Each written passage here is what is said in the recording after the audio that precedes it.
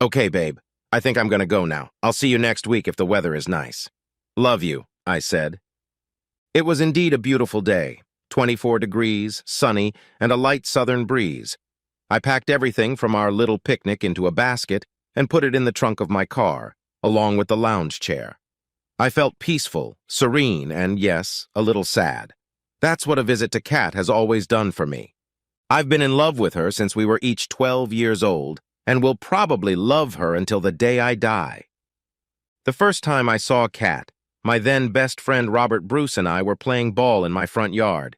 She and her family were moving into the house next door that was for sale. It was the middle of the summer before second grade. I was 7 years old. Robert and I were casually glancing at the movers and the family that was moving into the house formerly owned by the Miller family when I noticed her. She was skinny, with long blonde braids and lots of freckles. Only later did I learn that she also had cerulean eyes. We watched her from the sidelines and tossed the ball back and forth for a while until she came up to her father and spoke to him, pointing at Robert and me. I saw her father nod his head, then she ran off into her house, reappeared a few seconds later with her own baseball glove and headed toward us. "Can I play too?" she asked, her smile exposing a row of uneven teeth. She introduced herself as Catherine McVeigh, Katie for her friends and Kat for her boyfriends. I saw Robert wrinkle his nose, but admittedly I was fascinated. I resisted Robert's decision, and we started playing ball with the three of us.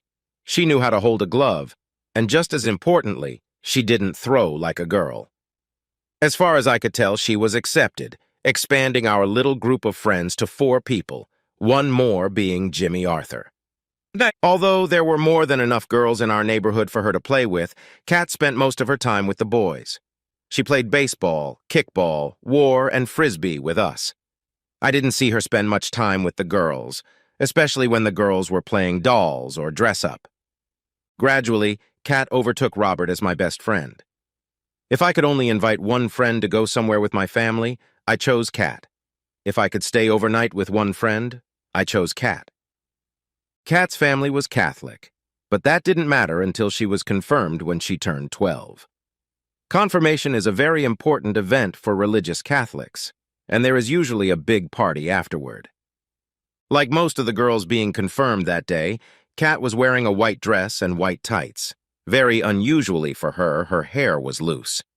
She'd had her braces removed from her teeth 2 weeks before, and she'd had a little makeup done. I was confused. I looked at Kat as if I'd never seen her before. She was, beautiful. My life would never be the same again. "What are you looking at, Julian?" "Shut your mouth or a fly will fly in," she said when she saw me staring at her.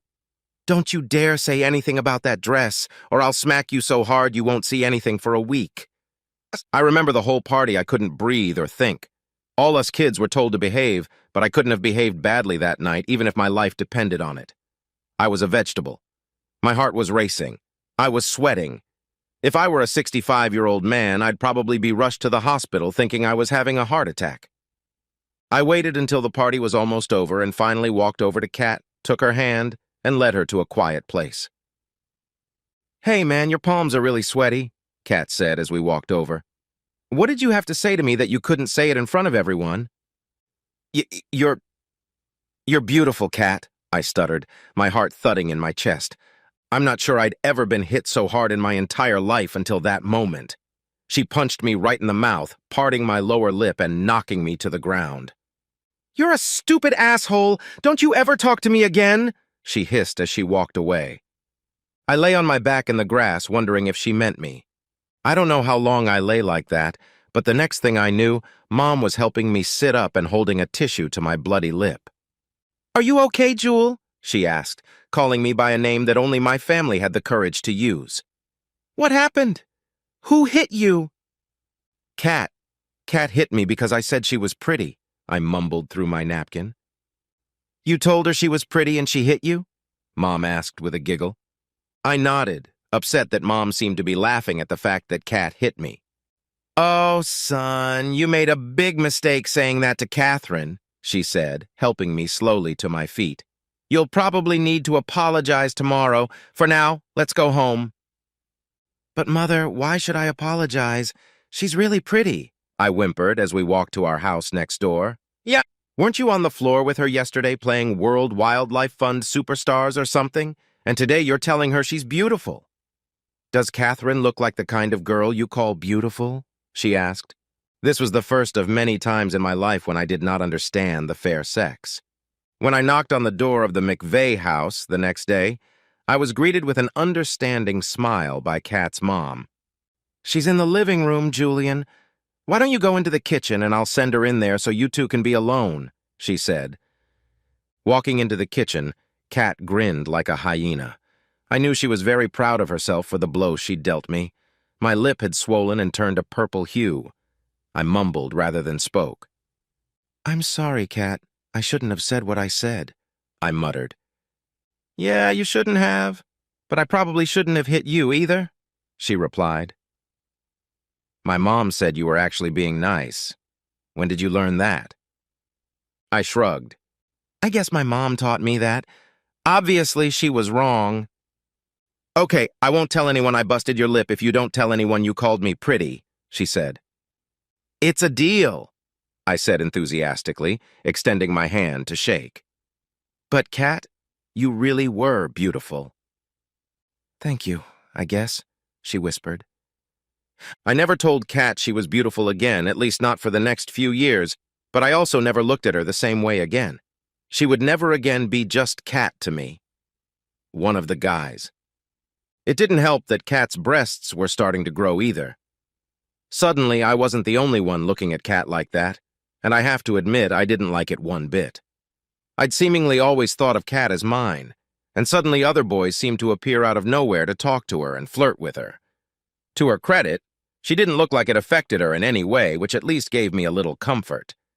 She was still my Kat, at least in my mind. Junior high school is a stronghold of teenage hormones, and our school was no different. I know my hormones were often on alert, but I knew I had to be careful. No way did I want Kat to hit me again. There were plenty of other attractive girls in my middle school, but I really had my eyes solely on Kat. The problem was that I seemed stuck being her friend because we had been close for so long. The other guys didn't have that problem and often approached her, and every time I got a little bit of a freeze inside. As I watched Kat very closely, I noticed that she wasn't quite like all the other girls. I mean, she's not a tomboy like she used to be, but she doesn't look like the rest of them either. Not that I'm complaining. In middle school, group dates were in vogue, although individual dates were starting to happen as well. Kat usually stayed with me during group dates and never agreed to individual ones, though I know she was invited. As for me, there were no other girls in Kat's attraction zone, so I didn't ask any other girls out on dates. The main social event of the year at our school was the spring dance for the 8th graders. Of course, I asked Kat to go with me and then tried to dodge, but she wouldn't budge and agreed.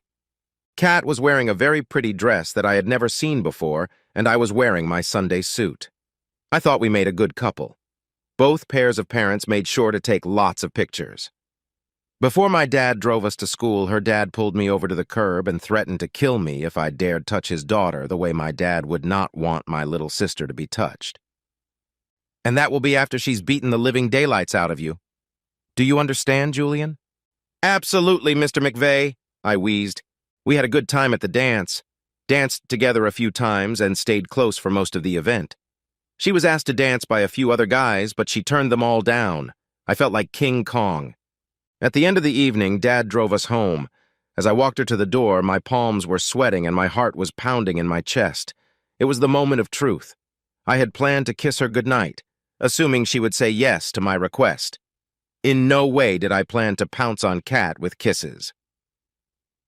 As Dad drove the car to our house, leaving us alone on the porch, I barked out my request for a kiss, surreptitiously watching her hands. She pondered for a few seconds, then nodded silently. I'd seen it done before in the movies, so I stepped toward her, wrapped my arms around her back, and kissed her, quite firmly, I thought, right on her warm, soft lips. She didn't move for the first few seconds and then returned the kiss, placing her hands on my shoulders. I was sure my brain had short-circuited for a while. When I regained my ability to think after a few seconds, I was shaking from head to toe when we separated. "Did you feel that?" I asked in a whisper. She looked at me as if I'd grown a second head before finally crushing my soul. "No, I didn't feel anything," she replied. "Should you have?" No, no, no, no, no, it wasn't supposed to happen. James Bond had never gotten this corny when he kissed a woman. "Well, good night, Kat. I had a good time," I mumbled. "Yeah, me too," she said, before walking off to her house. Even though Kat and I hadn't met during my freshman year, we still chatted often, as we always had. After all, she was still my best friend. However, now spent more time than before with other girls. Admittedly, I was a bit puzzled, since she had never wanted to spend so much time with her peers before. I guess I should have known that sooner or later she would turn into an adult girl. Being the idiot I was, I hadn't even thought to ask Kat to be my date to the homecoming dance. I just assumed she knew we were going together. Apparently she didn't, because about 3 weeks before the prom, I found out that she had agreed to go on a date with a handsome young man named Chris Tambrin. Found out about this date when she mentioned it to me in passing. "But I thought we were going to the prom together," I whimpered. I could tell by the look on my face that she had surprised and hurt me. "I'm sorry, Julian," she said softly. "You didn't say anything to me, so I thought—" "I didn't think I should say anything. It's my fault. You know what the word assume means," I said. "I hope you have a good time." The walk to school the next morning began very quietly as Robert, Jimmy, Kat, and I traveled the half-mile distance to school. No one said anything until Robert asked if he and his date, Allie Forst, could ride to the prom with Kat and me. We looked at each other for a moment before Kat finally answered. We're not going to prom together. Chris Tambrin asked me to go with him." And I said yes, Kat said. "Oh," Jimmy said, and let out a low whistle. Robert patted me on the shoulder, and we continued on our way in silence.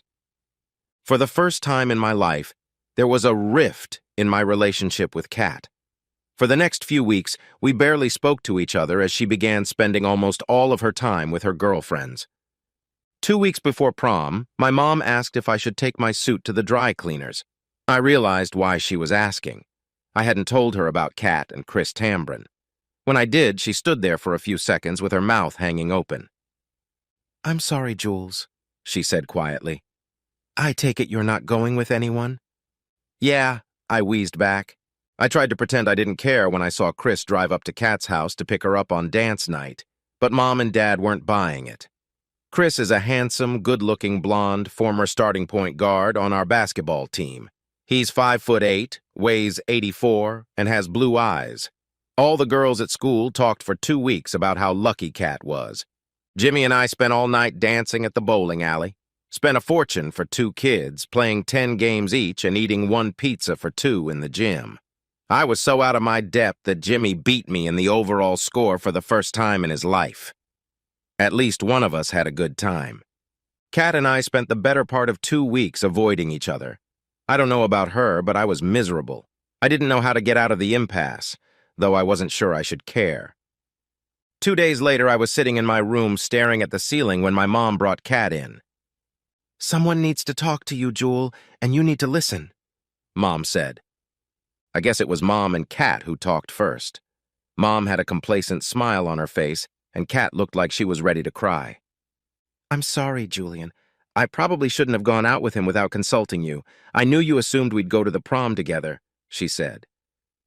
"Well, yeah, about that," I replied. "I should have suggested it. My mom gave me a big scolding for that. I'm a dumbass."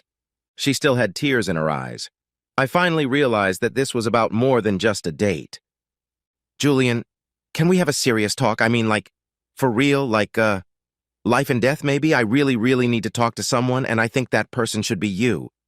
Can you just listen to me without being judgmental or angry? I really need you right now, Julian." "Okay, Kat. I've always been yours," I replied. "You talk, I listen.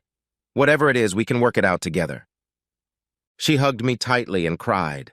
I gave her a few moments to let the tears out, then pulled away from me and looked into her eyes. "Come on," I whispered. "Remember when we were kissing and you asked me if I felt it and I said I didn't?" She began. "Well, I had questions, and I was wondering—" Was it you or me? So I decided to try dating another guy and see if I felt it with him or not. You kissed Chris. I interrupted, but was quickly silenced when she pointed at me and made a mad grimace. Again, I didn't feel anything, but he did when he grabbed my breasts a few minutes later. I kicked him hard in the balls and he threw up. He kept his distance from me for about an hour until we left early, she explained. I started to speak again, but she stopped me with an icy stare. Okay, now comes the hard part, she continued. I was worried, actually, about some feelings I've had for a few girls over the last year or so. Thought I might be a lesbian. When I didn't feel anything when kissing you or Chris, the picture became clearer. And when I kissed Kendra Rizzi in the library 2 days ago, everything fell into place. Tears streamed from her eyes, and I sat on the bed, speechless.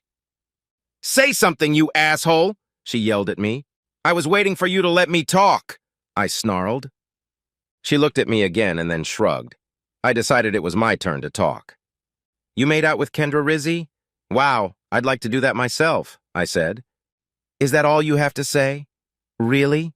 She commented. Wait, I thought you liked me. I do like you, and you know it. So is that kiss with Kendra? Is it just a kiss, or is there something going on between you two? I asked. She looked guilty and confused. I really don't know. But that's only half the story, Julian. You know what I mean? Yeah, I do, I said. It sounds like you've got a lot of thinking. But whatever you decide, I'm here for you. I'll always be here for you, Kat. Always. She lowered herself onto the bed next to where I was sitting and tried to crack my ribs by hugging me. So you won't hate me? She sobbed into my shoulder. I can't, even if I try. If only you can bear to have me love you from a distance for the rest of our lives, I said. She hugged me again. I hugged her back. I was sure I was the first person she had told about her decision, though I had a hunch that she would eventually tell others as well. We never discussed it when others were around. I knew she was afraid of exposure. I know that later in her high school years, she dated a few other girls, but for the most part, I was a cover for her. Whenever there was an important event or party going on, I was her date. I was safe and we maintained a great friendship, so it was fine. It probably didn't hurt that I was a good kisser either, she once admitted to me. In exchange for having my back, she was my companion when I needed it, such as when my Aunt Trudy was getting married for the second time. Most of my family had seen her with me so often over the years that they automatically assumed she and I were a couple. Then came the day she turned my world upside down. On a Friday night in July, we went out as a group to celebrate Kat's 18th birthday. We visited 2 dance clubs and had a great time. Kat and I acted like good friends, though not exactly dating partners. I occasionally put my arm around her waist, touched her lightly, and gave her a couple of friendly kisses on the lips. Our group consisted of 10 people, including 2 real couples, and over the course of the evening they began to raise the degree of sexuality. Surprisingly, Kat seemed to be getting more and more aroused. It must have been past midnight before she changed my life. Take me somewhere and make love to me, Julian, she whispered in my ear. We were on the dance floor and doing a slow dance when she said her line. I froze. I stopped dancing and stopped breathing, standing like a statue. Are you sure, Kat? I asked almost in a whisper. Well, I don't want you to feel obligated. She led me by the hand off the dance floor. As we passed our table, she told Becky Hansen that some of the people sitting there would have to find their own way home. Really? She asked. Kat nodded silently. Both girls exchanged smirks. Then Kat led me to the car. I'm confused, Kat, I said, getting behind the wheel. I really want this, but only if you want it as much as I do. What's going on, baby? We can't talk about this right now, Julian. I'm going through something right now, and I don't want to lose that feeling. Do you trust me? She asked. Always. Of course, I replied. I didn't know where we could go, but I knew one neighborhood, located in a cul-de-sac on the north side of town. We were there in 20 minutes. "Back seat now," was all she said. We got in the back seat, and she immediately pressed her face against me, kissing me frantically. We spent the next few minutes exploring each other's tonsils with our tongues before pulling our faces apart. "Take off my clothes. Strip me naked, Julian, then do it, but start easy. I'm still a virgin," she said. "So am I," said quietly. It was probably too dark for her to see me blush, but I saw her eyes glaze over with lust before a look of surprise appeared on her face. "Really? I would have thought a handsome guy like you—" "I was waiting for the right girl," I interrupted. "And it's me, despite what you know?" she asked. "Well, you're here," I said, smiling radiantly, and my heart thumped in my chest. "Yes, now kiss me and take your time," she said. Neither of us thought about foreplay. I don't know how long we made love or how long our finishes lasted. All I know is that I came a few minutes later when we were both lying on the seat, my body half lying on top of hers, and we were both breathing heavily. It was several minutes before either of us spoke. "Wow, shit, wow," I muttered. "Yeah, right," she replied. "What was that?" I asked. There was silence for a few long minutes, punctuated only by the sounds of us kissing. "What if I'm wrong, Julian? What if I'm not a lesbian? How am I supposed to find out unless I try to take the road less traveled?" she said. "Anyway, I wanted you to be the first. You're my best friend. You've always been my best friend. I can't imagine a time when you'll stop being my best friend." "Thank you," she added, not paying attention to me. I smirked back. We went to college in the same state, about an hour apart, and being out of the public eye, Kat finally felt free and, she said, was openly dating other women. She showed me pictures of several of her partners, and I had to admit that she had excellent taste in women. I joked that I should ask her to find me a woman who wasn't a lesbian, since she had such good taste. "Don't be a jerk. Find your own hotties, Romeo," she said. We talked at least a couple times a week. Usually they were just friendly conversations, but sometimes we got into more personal topics. Both of us could ask each other questions about sex that we couldn't ask anyone else. It was kind of like being able to get insider information. In addition, we could be frank with each other. Although I realized that college was the first time Kat was able to really engage in homosexuality, I didn't want her to let her life go down the drain and get into trouble. I didn't want her to become a slut, even if she did play for the other team. I cared about her too much to let that happen. "Be careful, Kat. Keep your eyes open. I realize I'm starting to sound like your parents, but only because I care, baby," I said once, turning to her. "It doesn't make any difference who you date, men or women. A whore is still a whore." "Yes, Mom," she answered me defiantly. Kat's parents were stunned when she finally opened up to them over Christmas break her freshman year. To me, she said she was going to tell them the first night after she got back. The next day, her mom called me and asked if I could come over to talk to her and her husband. I had known them forever. They were practically second parents to me. How could I say no to them? "Why didn't you tell us, Julian?" was the first question I was asked when I met them. "You're practically family. How could you not tell us?" Mrs. McVeigh asked. "It's not for me to tell you, and I love Kat too much to go behind her back," I replied. "It was up to her to finally tell you. My job is to support her and watch her back." "I always thought you two would be together someday. I always thought you had something," her mother said. "We were always best friends, but in high school she told me she thought she was gay. I was crushed at first, but then I realized that she could be who she was. I will love her forever, and she knows it. It must have hurt me when she told me we would never be together that way, but at the same time it didn't hurt as much as if there was another guy there," I said. "So it's a date. Was really just an act?" Dad asked. "Both of you, I didn't think her parents needed to know everything, so I just told them what I thought they needed to know. I helped by covering for her on dates, and she paid me back by being my date to certain events. I love her. Always have and always will. I will always have her back no matter what," I said. "That's all we can ask for, Julian." "Thank you," her father said. Throughout college, I went on dates from time to time. I wasn't a monk, but I wasn't looking for a date. Casual hookups were more than enough for me. Kat, on the other hand, by her own admission, dated a lot. I guess she was making up for lost time. In the early fall of her senior year, I arrived at Kat's apartment to visit her over Labor Day weekend.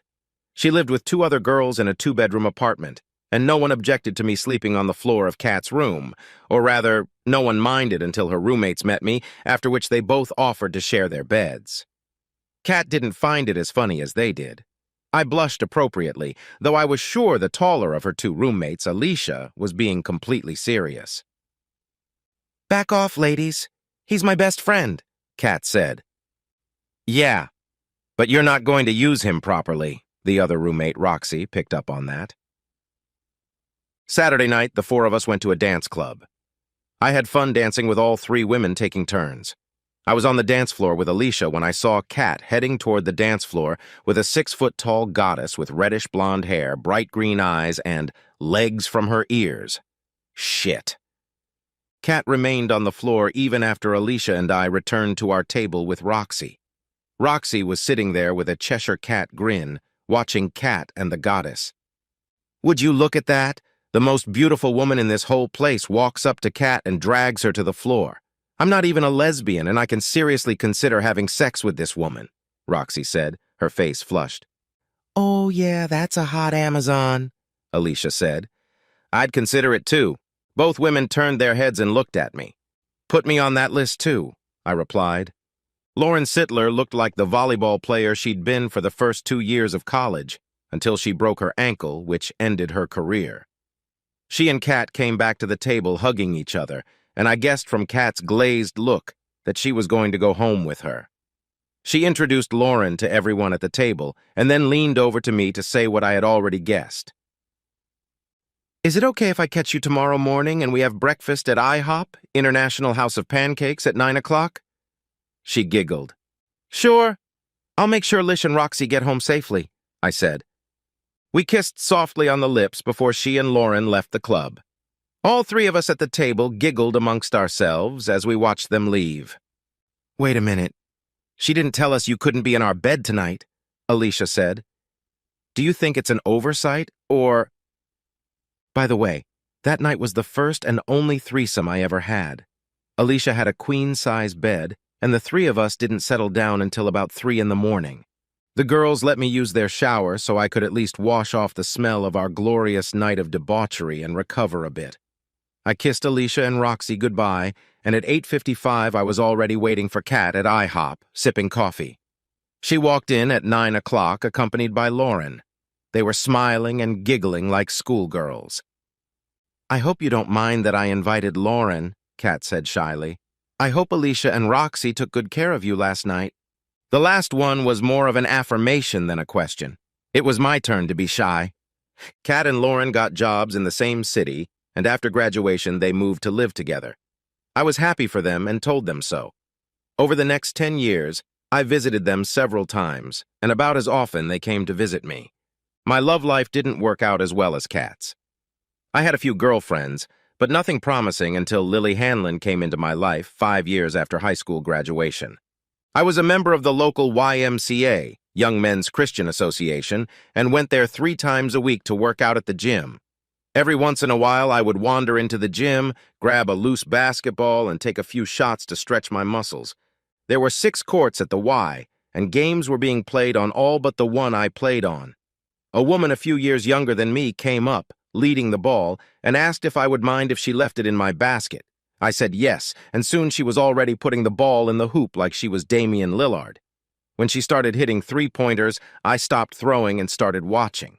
She noticed I was watching her and started adding some words and sound effects like deuce or 3, bang or bam. I smiled, admiring her tosses and sass. "Would you like to play horse, 2-person basketball?" With a smirk, she asked. I'd been a pretty good player in my day, but I was at least a few years past my prime, and I knew it. And horse was all about shot-making skills, and after all, I was known as the king of unreliable shots, at least in my mind. I agreed. She started and made 3 long throws in a row, only 2 of which I would be able to repeat, so I drained the first X pretty quickly.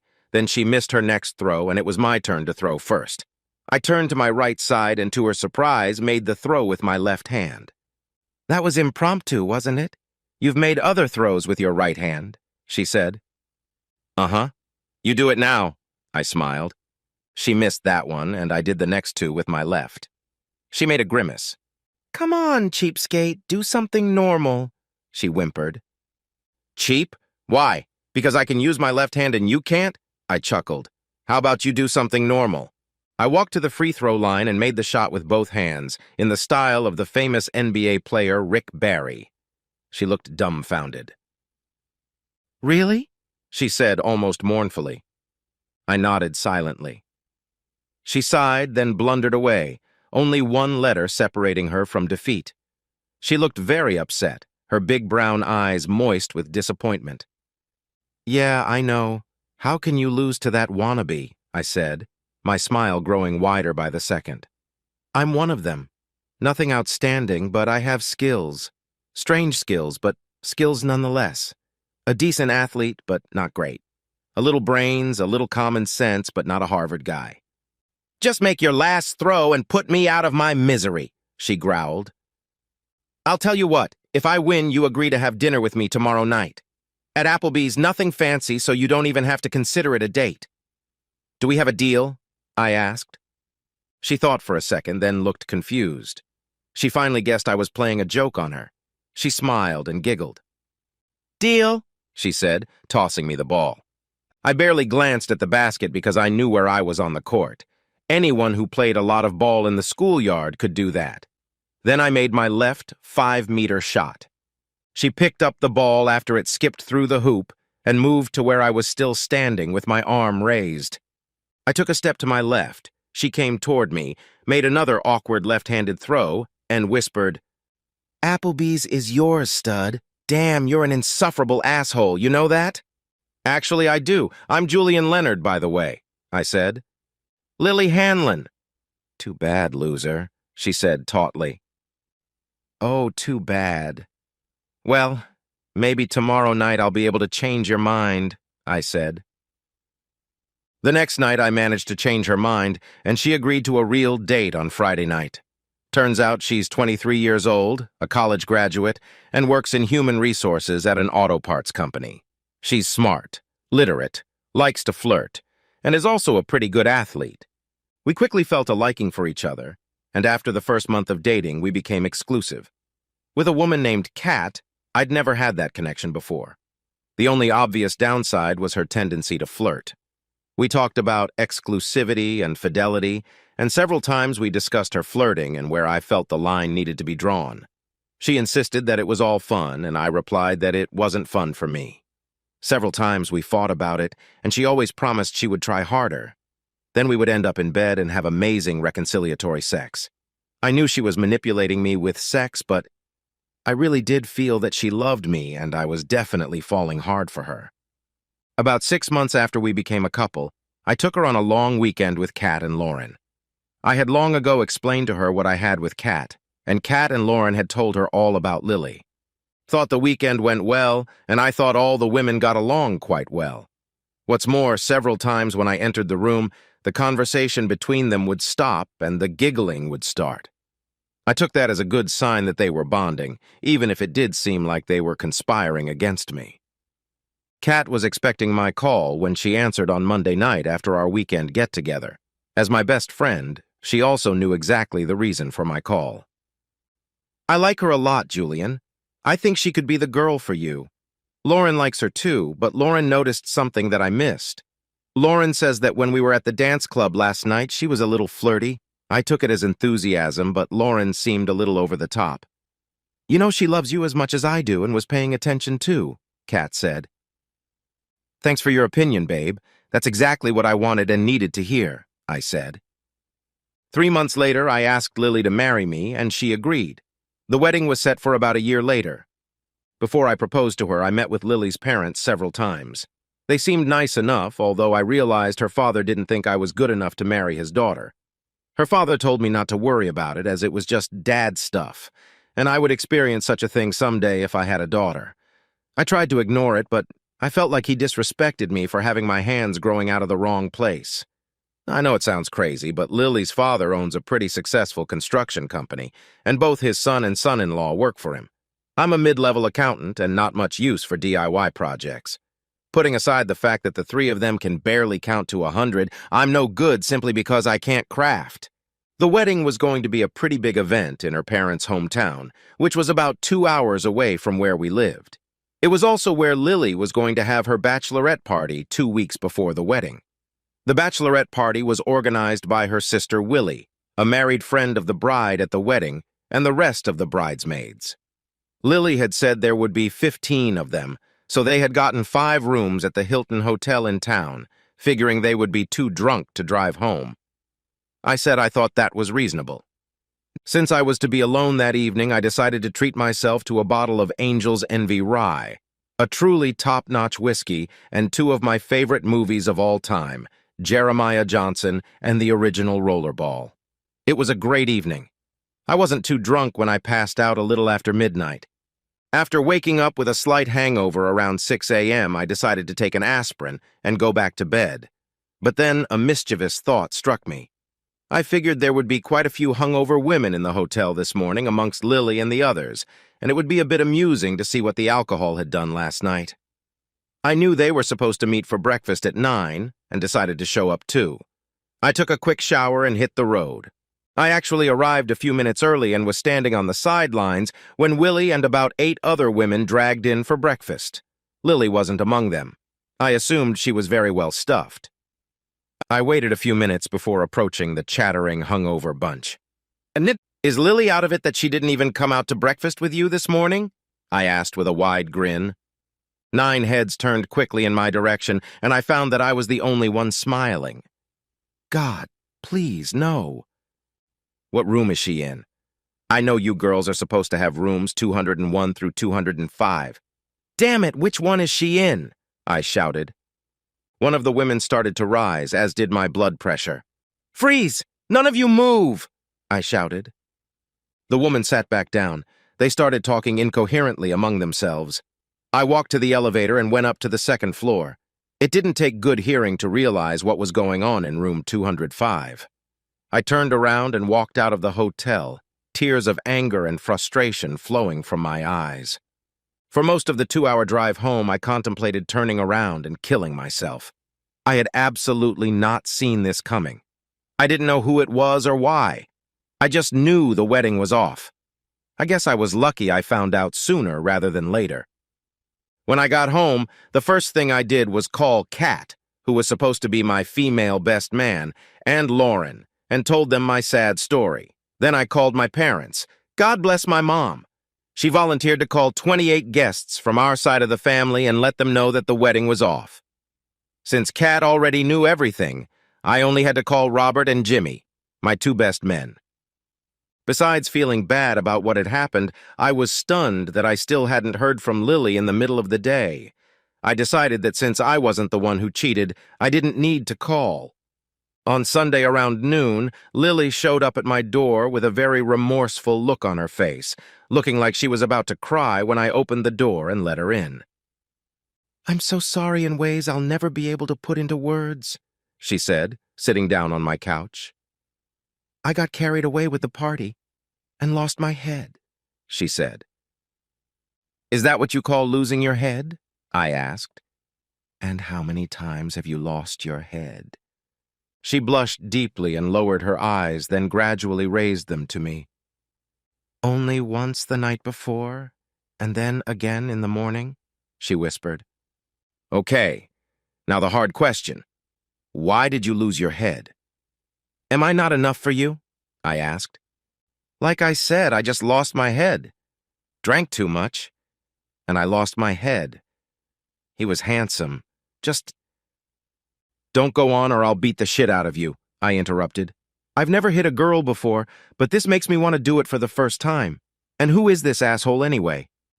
He's just some guy. He didn't mean anything to me," she said. "Yeah? Well, he meant a lot to me. In fact, he meant the end of us," I stated. "No, we can't do that. Everything is ready for the wedding. My parents have already paid a fortune," she said. Not my problem. I'm not the one who slept with someone who isn't my fiancé, I stated. Oh, come on. We're not even married yet, she whined. Exactly, and we won't be, I said. You know my father's going to kill you, don't you? She asked. Not when he finds out you spread your legs. If anything, I think he owes me an apology, I said. Uh, e, she mumbled. That's what I thought, I snorted. I hadn't heard from Lily's father, so I assumed she was telling the truth about what happened. The weekend I was supposed to get married, Kat and Lauren were staying with me. They just showed up unannounced on Friday night, right after I got home from work. We already had the weekend booked, and we didn't want you to sit here alone and drown your sorrows alone. Now you can drown them with us, but you're buying, Kat said as they showed up at my apartment door. We didn't drink ourselves into oblivion that night, but I know that both of those women got me drunk enough that I slept well that night. In fact, I slept so well that I didn't wake up until 9:30 the next morning. Lauren was sitting at the table drinking coffee and reading the paper when I staggered into the kitchen wearing only gym shorts and a t-shirt. The bathroom and guest bedroom doors were open, but Kat was neither seen nor heard. Hey, where's the onion woe this morning? She's not usually up early on Saturday, I said. Lauren nodded, but I noticed a smirk playing on her lips. She has a case, Lauren said quietly, not looking me in the eye. Spit it out, giraffe woman. I can see in your eyes that you want to tell me something, I said, making toast for my coffee. She needs to return something to your ex-fiancé, Lauren said, and her smirk turned into a full-fledged smile. I wouldn't like that, would I? I asked quietly. You know her as well as I do, and what do you think? I shuddered. I showered and cleaned myself up when an hour later, Kat smugly walked into my apartment with a box of Dunkin' Donuts. I just needed something special for the morning, she said. I smiled incredulously. She shrugged. He knows everything. He guessed it himself. I didn't say anything, honestly, Lauren said, and smiled guiltily. Okay, tell me already, you really want to, I grinned. I called your ex and told her I needed to return something, she began. We met at the park near the donut shop. When she approached, I opened my arms for a hug. I don't think she saw my right fist until it hit her left eye. She went down like a sack of bricks. I'll be upset if that bruise goes away before 2 weeks. She strutted around the kitchen with her fist in the air like a boxing champion. Lauren and I laughed heartily. Damn, didn't that dumb bitch remember what I told her about your character and your right arm? I asked. I hadn't been on a date in almost a year. It just wasn't that important to me. I think my loneliness was affecting Kat and Lauren more than it was affecting me. After about 6 months, they tried to set me up with one of their single friends when I went to visit them. They weren't tactful about it, but at least the women they tried to set me up with were sexy. I ended up in bed with a couple of them, but most of the women were one-on-one, and that was it. I'm just not ready, girls. Give it up, please, I said to a couple after one of the dates. But I have to say, you both find some damn beautiful women for me. Lauren's ability to find good-looking women worked against Kat after 5 years. She found herself a 22-year-old senior art student at a local small college and ended her 12-year relationship with Kat. According to Kat, she found out when, coming home from work one day, she found Lauren and her new love sitting on the couch waiting for Kat. That's how? Just like that? Kat asked the duo. Apparently, Lauren's new favorite was very excitable, and at one point in the discussion, she jumped up from the couch and quickly walked over to Kat. Lauren couldn't stop her in time, and 2 punches later, the girl's nose was broken, her lips smashed, and she was lying on the floor. Did you have to hit her, Kat? Lauren screamed. I don't know, but I wanted to, Kat replied. You could have warned her, bitch. Kat laughed through her tears as she told me the story over the phone. I'm sorry, baby. From a distance, it seemed like everything was fine between you two, I said. You know, I bet someday in the future, when they finally allow same-sex marriage, they'll find out that the divorce rate among same-sex couples will be just as high as among hetero couples, Kat said. I don't doubt that for a minute, I agreed. Over the next few months, Kat and I spent a lot of time together. That's what you do for the ones you love. I knew she would never reciprocate my feelings for her, but in my mind, she would always be something more than a best friend, something between family and...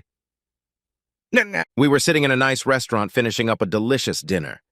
Without thinking, I reached for her left hand that was resting on the table. I took her hand, held it briefly, then stroked the back of it, putting it back. "I'm sorry, Julian, that I'm not as good a friend to you as you are a friend to me," she said quietly. "I realize that you want so much more from me, but you accept the fact that I can't give it, and you don't insist. You would be the man of my dreams, if I dreamed of men." I blushed and lowered my eyes. "Not to say completely disinterested," I replied. "You know there will always be a part of me that hopes..." "Oh, shit. Let's get out of here and do something stupid. I think 2 killer hangovers would be appropriate," she said. In her mid-30s, Kat was still a beautiful woman. It was only a matter of time before she wanted to get back into the sea of dating. Even though Kat and I had only been dating once a month, to me, she suddenly looked something different.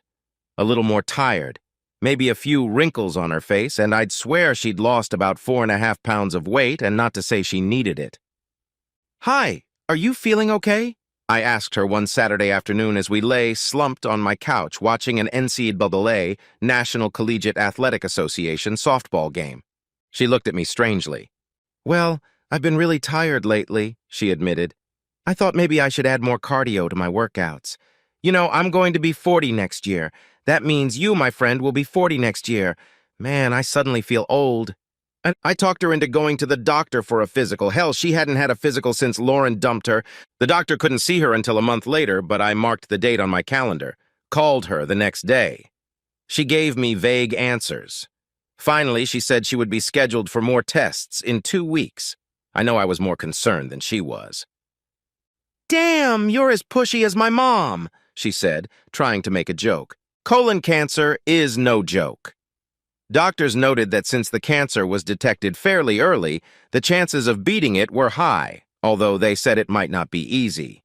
I was fortunate to be diagnosed just after tax season, so thanks to accumulated vacation days and being able to work outside of the office, I was able to be around Kat often. I drove her to many doctor appointments, chemotherapy sessions, and various other appointments. I also interviewed and hired a specialist who could look after Kat when I couldn't be around. At times, her parents stayed with her as well. She was on disability because she had to quit her job. Her parents and I paid her bills. The chemo affected Kat in the form of nausea, fatigue, and some hair loss. Yes, she had bad days both physically and mentally, but the tough girl I grew up with fought hard. I expected nothing less from her, and didn't let her give up on those hard days. Some of those days we fought because I wasn't going to let her feel sorry for herself. "You're a son of a bitch! You're hurting me! Give me a break once in a while!" she yelled at me once when she wanted to skip chemo. "No way, you little wimp!" I yelled back. "Now get in the damn car yourself, or I'm going to put you in the damn trunk and drive you there like luggage." She staggered out to the car, smoke practically coming out of her ears. She didn't speak to me the whole way, only whispered once. "I hate you, asshole." "I hate you too," I whispered back, trying not to smile. A few months later, as we had hoped, the worst was over, and we were once again sitting snuggled together on her couch, as was our custom. "Why, Julian?" she asked. "You know the answer to that, Kat. I love you. Always have, always will. There's no need for reciprocity. No pressure," I replied. 6 months later, Kat got the good news. The doctors announced that she was cancer-free. My parents and I took her out to a great restaurant to celebrate. There were many tears. 2 nights later, she and I were lying on her couch again when she took my head in both hands and looked at me, almost literally nose to nose. She dug her lips into mine in what I thought was a deep, sensual kiss. I was, to say the least, mesmerized. "Did you feel that?" she asked. I was confused for a brief second, but then I felt like I'd been hit in the face with a shovel.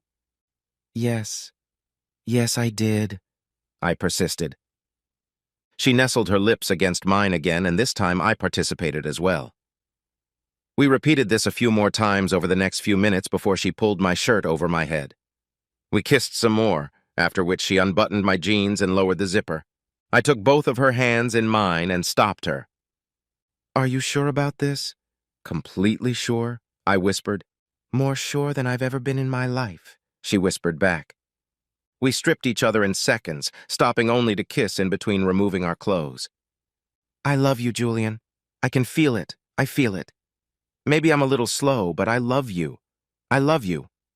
I love you. I've been a fool. I've wasted so much time. I can't waste any more of it. Will you marry me, Julian?" I stuttered, my blood pressure soaring with my heart. Still, I had to be sure this wasn't just her thanks for my help during my illness. "Are you sure, baby?" "I didn't think my equipment was right for you," I said. "It's not about the equipment, Julian. It's about the connection. Do you know how sexy it is when someone loves you that much?" she asked. "No, I don't," I started to say before she interrupted me. "Well, you're about to find out, mister. From now on, if you let me, I'll show it to you every day," she said. "So?" "You know I can never say no to you," I said. We had a small wedding with my parents and my sister, her parents, and a few close friends. She moved into my apartment and eventually found a part-time job. She didn't need to work, but she wanted to. If she asked, I would carry her in my arms to and from home. In our early 40s, Kat and I were no longer the physical specimens we had been 20 years earlier, but we didn't need to be. We could still make the bed shake sometimes, but more often than not, we made sweet, soulful love. She taught me something new. I taught her something new. We were almost like children in that respect. God, we giggled and laughed a lot. "It's not a competition, Julian. I don't keep track of how many finishes you deliver to me," she said one night after I'd turned her on dozens of times. "And I'm not complaining, you animal." In fact, our relationship wasn't just physical. She'd always been my best friend, and life as husband and wife hadn't changed a thing. We still spent almost all of our time together, finishing each other's sentences and arguing like 5-year-olds over who was the best player in MLB, Major League Baseball, Steve Trout or Shohei Ohtani. Oh yeah, I also never gave her a reason to hit me again. Still hadn't forgotten that first and only time so many years ago, and didn't want a repeat. We had returned from a 2-week trip to Australia and New Zealand for our 9th wedding anniversary, and it had been about 10 days when I heard Kat vomiting in the bathroom again. It seemed to happen every day after we returned, and I worried that she had caught some kind of disease in the southern hemisphere. She tried to tell me that she had an ulcer from talking to me too much, but I didn't fall for it. 2 weeks later, she did go to the doctor, and after some tests and x-rays, the doctor said that the x-rays showed a small mass in her stomach. Given that she had a history of colon cancer, the doctor scheduled her for surgery to investigate. She was to have the mass removed and a biopsy taken. She and her doctor didn't seem too concerned. I, on the other hand, was terrified. Dr. Magnus Rostowski looked more like an Olympic weightlifter than a world-class oncologist.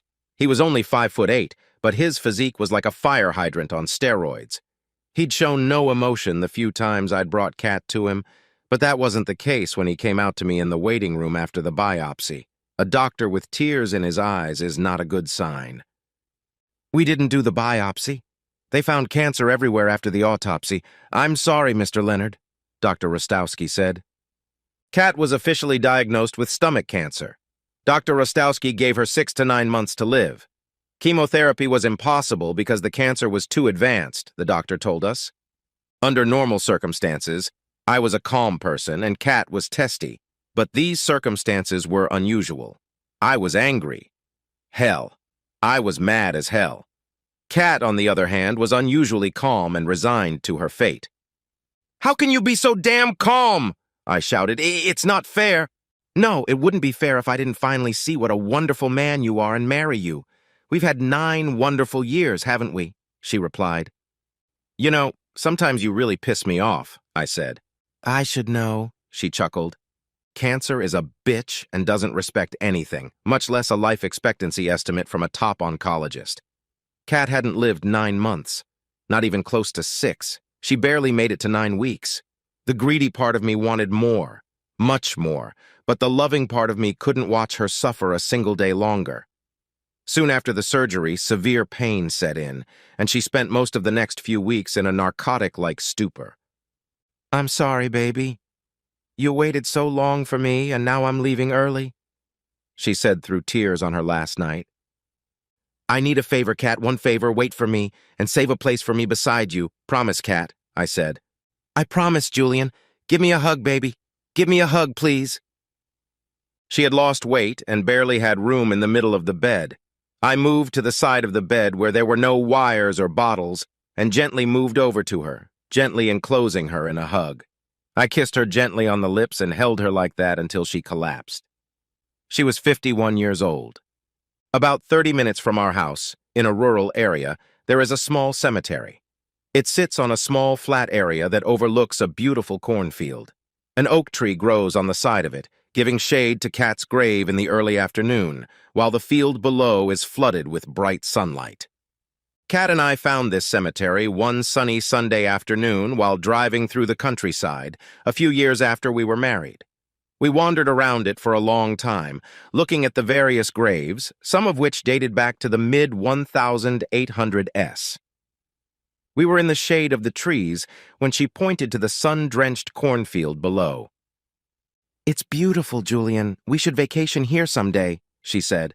I promised her we would.